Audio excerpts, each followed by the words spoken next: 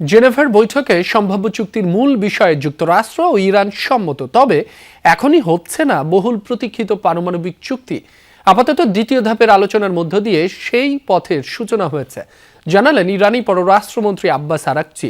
দীর্ঘ বৈরিতার পর ধীরে ধীরে সংকট নিরসনের পথ খোলাসা হচ্ছে, তবে চুক্তিতে পৌঁছাতে না পারলে আবারও হামলার হুঁশিয়ারি দিয়েছে যুক্তরাষ্ট্র। ইটালিয়ানো মেলামাইনের নজর কাড়া ডিজাইন, যার প্রশংসা করবে সবাই। Italiano melamine. মঙ্গলবার সুইজারল্যান্ডের জেনেভায় দ্বিতীয় দফায় পরোক্ষ আলোচনায় বসে যুক্তরাষ্ট্র ও ইরানের প্রতিনিধিরা। দুপক্ষের মধ্যে যোগাযোগ করে মধ্যস্থতাকারী ওমানের কূটনৈতিক দল।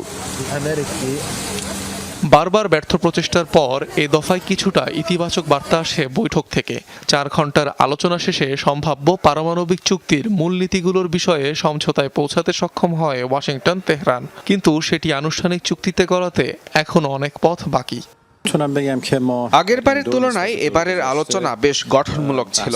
গুরুত্বের সাথে বিভিন্ন ধারণা আলোচনা করা হয়েছে। অবশেষে আমরা কয়েকটি মূলনীতির ওপর সমঝোতায় পৌঁছাতে সক্ষম হয়েছে, যদিও অনেক কারিগরি দিক বাকি, সেগুলোর ওপর ভিত্তি করে এগিয়ে যাব।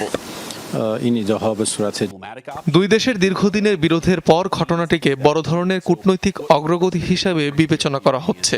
অবশ্য হুমকি ধামকিও অব্যাহত রয়েছে।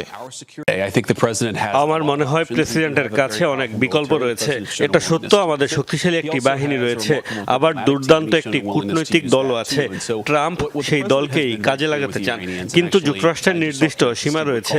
আমাদের মূল লক্ষ্য হলো ইরানকে পারমাণবিক অস্ত্রের অধিকারী হতে না দেয়া।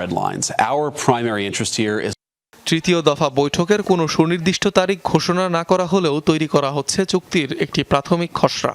এরপরই নির্ধারিত হবে বৈঠকের সময়। গেল সপ্তাহে প্রথম দফায় যুক্তরাষ্ট্রের সাথে পরোক্ষ আলোচনায় অংশ নেয় ইরান। অনিক রহমান, যমুনা নিউজ।